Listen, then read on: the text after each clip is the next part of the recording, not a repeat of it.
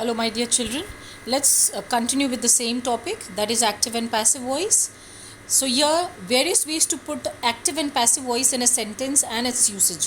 इनको किस तरह से लिखा जाता है, कैसे इनका यूसेज होता है, उनके बारे में अब हम डिस्कस करेंगे. सो सबसे पहले है आपका सिंपल प्रेजेंट टेंस. इसके अंदर सेंटेंस फॉर्मेशन कैसी होगी? He does not feed birds, ये एक्टिव फॉर्म में हो गया. Birds are not fed by him.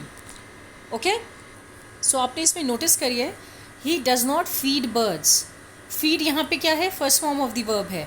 वेराज जो अदर सेंटेंस है हमारे सामने, birds are not fed by him, ये क्या है? पैसिव वॉइस में है, तो ये second form of the verb हो जाएगा. But the meaning is not, meaning remains the same, right? So यह एक्टिव वॉइस में ही की प्लेस पैसिव में हिम हो जाती है, वेराज बर्ड्स एज इट इज़ रहेगा obviously. So I hope you are able to understand how you're going to change from active to passive in simple present tense, right? Without changing the meaning of the sentence. Only you are placing, you are just looking at how the verb is playing its role in the sentence and how the subject is changing or flipping their positions. Okay? And who is the receiver here and who is the doer of the action. That is very much important to take into consideration when we talk about active and passive voice. Let's move to the next one. Simple past tense.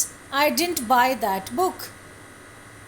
पहली चीज़, did के साथ कभी भी आप second form of the verb नहीं लिखते हैं, ठीक है? हमेशा first form of the verb आता है did के साथ, right?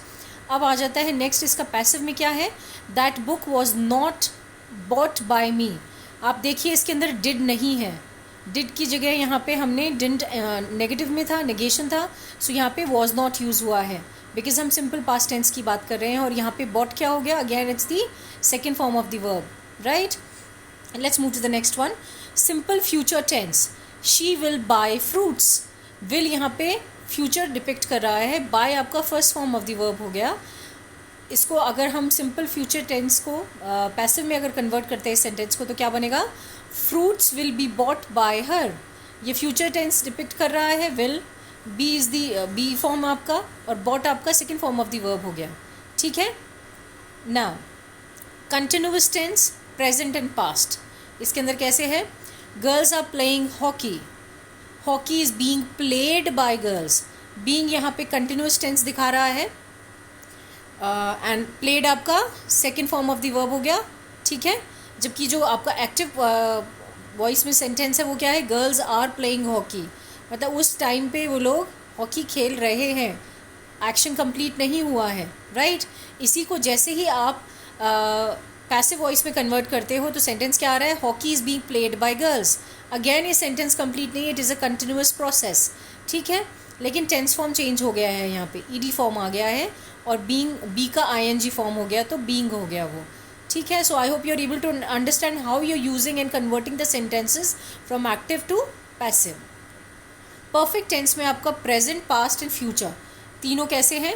She will have opened a school, ठीक है? इसी को अगर हम कन्वर्ट करते हैं पैसिव में तो क्या हो जाएगा? A school will have been opened by her, ठीक है? सो यहाँ पे will is the future tense, have been अभी आपका जो एक्शन हुआ है उसके ऊपर बात हो रही है, बी का फॉर्म है ये, एंड ओपन्ड क्या हो गया? आपका पास्ट टेंस में हो गया, that is the second form of the verb. I hope you are able to understand how you are converting and changing it. Okay children, now you need to remember one thing. It is very important that there is passive form of a verb in the perfect continuous form of all three tenses, and even there is no passive form of a verb in the continuous form of the future tense. Always remember that, ठीक है? Now interrogative sentences. Will they help you? It is in the question form, interrogation, interrogative या question form, ठीक है? Will they help you? Will you be helped by them? ठीक है? यहाँ पे आपका रिसीवर कौन हो गया है? आपका एक्शन क्या हो रहा है? Action verb, that is verb कौन सा है? आपको इन दो चीज़ों पे फोकस करना है. और आपका सब्जेक्ट क्या कर रहा है? Whether it is the doer of the action, it is the doer of the action in the initial sentence, और पैसिव में वही रिसीवर ऑफ द एक्शन हो जाता है वर्ब का, ठीक है? नेक्स्ट सेंटेंस है what are you doing. What is being done by you. Let's move to the next one children. Transitive verbs. needs an object to make complete sense. It always takes an object to make complete sense. कैसे? Bhaichung kicked, आपके दिमाग में question आता है Bhaichung kicked, okay but what, ये question आप पूछते हो व्हाट, बिकॉज अगर किक तो आप किसी भी चीज़ को कर सकते हो, you can kick a wall, you can kick a ball, you can kick some anything which is there in front of you, you can kick a stone, right? So यहाँ पे it is asking, it is incomplete because it is asking for an object. इसी का अगर हम active में देखते हैं तो सेंटेंस क्या है, बाइचुंग किक द बॉल, यहाँ पे ऑब्जेक्ट क्या हो गया, बॉल. पैसिव में इसका क्या हो जाएगा sentence, the ball was kicked by Bhaichung. Okay, एक और सेंटेंस लेते हैं, the principal refused us admission, right? इसी को अगर पैसिव में लिखेंगे तो we were refused admission by the principal. एक और सेंटेंस इसका बन सकता है, admission was refuse to us by the principal. So always remember one thing children, transitive verbs always take an object and वो ऑब्जेक्ट आपके सेंटेंस में reflect होता है. आपको उसको ध्यान में रखते हुए सेंटेंस को पैसिव में कन्वर्ट करना है या पैसिव से एक्टिव में कन्वर्ट करना है. It can have more than one object also, दो ऑब्जेक्ट्स भी आपके सेंटेंस में हो सकते हैं. Next one, prepositional verbs. He laughed at the बेगर. तो यहाँ पे आप, आई होप आप रिकग्नाइज कर पा रहे होगे कि यहाँ पे प्रपोजिशन कौन सा है. He laughed at the beggar. At यहाँ पे क्या है, is the preposition. The beggar was laughed at by him. So यहाँ पे प्रपोजिशनल वर्ब्स के अंदर आपको हमेशा ध्यान रखना है कि पहली चीज़, आप अगर सिर्फ प्रपोजिशन की बात करते हो तो preposition always takes an object और अ नाउन. जैसे पहले प्रपोजिशन आएगा, उसके बाद में ऑब्जेक्ट या फिर नाउन आएगा. तो यहाँ पे अगर आपको प्रपोजिशनल वर्ब्स की बात कर रहे हो तो यहाँ पे आपका क्या है, लाफ जो है वो एक एक्शन वर्ड है, जो वर्ब है, उसके बाद में आपके प्रपोजिशन आ रहा है.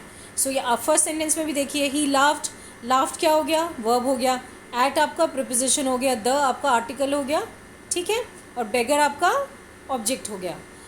अगेन पैसिव वॉइस में क्या बना, the beggar was laughed. Laughed again is the action word, at is the preposition and by him आ गया. तो यहाँ पे आप देखिए doer of the action change हो गया है, और प्लस इसके अंदर आपका रिसीवर बन गया है, वो रिसीवर ऑफ द एक्शन हो गया कौन, हिम. हिम कौन है, जो फर्स्ट सेंटेंस में ही था. ओके, नाउ ऑक्सिलरी वर्ब्स, जिनको हेल्पिंग वर्ब्स भी कहा जाता है. These are used with main verb to express different moods like permission, prohibition, obligation, suggestion etcetera. Auxiliary verbs changing into passive add be, be form add करता है अगर उसको passive में चेंज कर रहे हो. एंड पास्ट पार्टिसिपल, तो can, could, may, might, should, ought to, must, ये कुछ ऐसे ऑक्सिलरी वर्ब्स हैं जो आपको बहुत फ्रीक्वेंटली आप नोटिस करोगे सेंटेंसेस में यूज़ हो रहे होते हैं. Let's take the example, we ought to serve our elders. इसको एज इट इज़ आप यूज़ कर रहे हो पैसिव में भी, उसमें उसका कोई आप फॉर्म चेंज नहीं कर रहे हो. Our elders ought to be served by us. So I hope you are able to understand how you are using auxiliary verbs in the active as well as in passive voice. Now imperative sentences. सबसे पहली चीज़ imperative sentences क्या होते हैं. imperative sentences वो हैं जहाँ पे आप उनको कहाँ यूज़ करते हो, which issue a command or instruction, make a request or offer advice. Basically they tell people what to do. बहुत ही it brings in the impression as if you are either your tone is commanding or you are giving advice or you are requesting somebody or you are instructing somebody. वो imperative sentences होते हैं. तो इसके अंदर आप imperative sentences में एक तो let be यूज़ करते हो. जैसे आपको मैंने बोला था auxiliaries में आप क्या यूज़ कर रहे हो, be यूज़ कर रहे हो और past participle, ठीक है, ed form या second form of the verb use कर रहे हो. whereas आपके imperative में क्या हो रहा है, you are using let be one और दूसरा उसके साथ क्या है, is used to change the voice if the sentence is to remain imperative, otherwise should भी यूज़ किया जाता है. अगर imperative sentence का voice change, you want the voice of the sentence is to remain imperative, उसको change नहीं करना है आपको, तो आप क्या यूज़ कर रहे हो imperative sentences के अंदर let be. और आप अगर should भी यूज़ कर रहे हो तो इसका मतलब क्या है, just read this, let's read it again. In imperative sentences let be is use to change the voice. Voice को चेंज करने के लिए लेट बी यूज़ किया जाता है. If the sentence is to remain imperative, otherwise should be can also be used. Right. So let's take the example. Open the door, let the door be opened. इसका एक और सेंटेंस बन सकता है पैसिव में, the door should be opened. Both the sentences are right and you can write either of the one. Let's move to the next one. And in intransitive verbs, the imperative sentences are changed into passive voice. Intransitive verbs कौन से होते हैं? जो complete होते हैं अपने आप में and they make sense and they do not require an object to complete themselves. ठीक है. जैसे एग्जाम्पल है प्लीज़ स्टैंड अप. आपको इसके आगे ऑब्जेक्ट लगाने की ज़रूरत नहीं है. जो भी पर्सन किसी चीज़ पे बैठा है या ज़मीन पे भी बैठा है, so this simply it is implied that the person is sitting. You are asking that person to stand up. तो आपको उसके लिए स्पेसिफिकली ऑब्जेक्ट को यूज़ करने की ज़रूरत नहीं है. हाँ, अगर आप बोलना चाहते हैं तो you can add, but even if you are not adding it, it is making complete sense. इसी को आप, ये रिक्वेस्टिंग टोन है एंड आप इसको पैसिव में जब कन्वर्ट कर रहे हो तो ये क्या होगा? You are requested to stand up. With this, children, we come to the basic explanation of active and passive voice. The explanation is followed by few of the exercises. I would like you to complete these exercises, please.